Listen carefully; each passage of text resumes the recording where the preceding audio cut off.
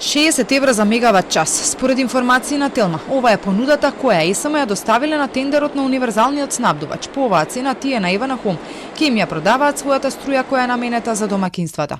ЕСМ понудиле да покриваат и 85% од потребите на пазарот. Сето ова беше заклучено и на затворената владина седница која се одржа пред неколку дена. Промени од тогаш немало, па тоа што владата тогаш пресметала било денеска доставено како понуда на аукцијата на универзалниот снабдувач. Но цената на струјата за останатите 15% била многу повисока. Двајца понудувачи доставиле понуда од 140 евра за мегават час. Овие понуди Ивана Хом ги одбиле со образложение дека се многу високи и за овие количини ќе има нов тендер во јули.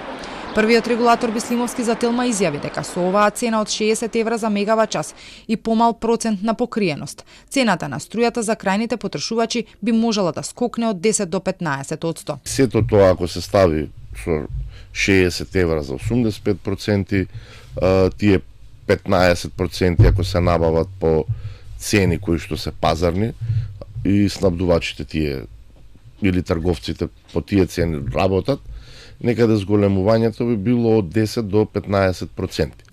Но мандатарот Мицковски уверува дека со предлог законот на Законот за енергетика ќе се намалат трошоците на староновиот универзален снабдувач за да работи со пониската маржа, а им даде и препораки како да набавуваат струја. Бидејќи станува збор за старонов, бидејќи истиот кој што и порано бил универзален снабдувач како правно лице, ќе продолжи да биде универзален снабдувач како правно лице и во иднина, нема потреба да регистрира ново правно лице, бидејќи станува збор за истото, само му ја продолжува регулаторната комисија по основ на овој предлог закон кој што ние го доставуваме за дополнување на Законот за енергетика, важноста на лиценцата, и тоа значи дека наместо маржа од 11,5%, која што до сега им беше наплаќана на граѓаните, ќе биде наплаќана маржа од 9,9%.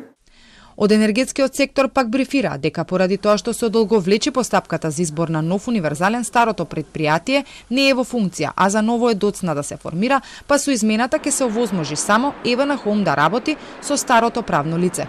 Профитната маржа пак од 9,9%, која што ја споменува Мицковски. Ивана Хом уште пред неколку месеци ја понуди на тендерот за избор на нов универзален снабдувач и со овој процент успеа да биде избран и во следните 6 години да ги снабдува домакинствата и малите потрошувачи. Новата цена на струјата ќе се донесе следната недела, а ќе важи од 1 јули.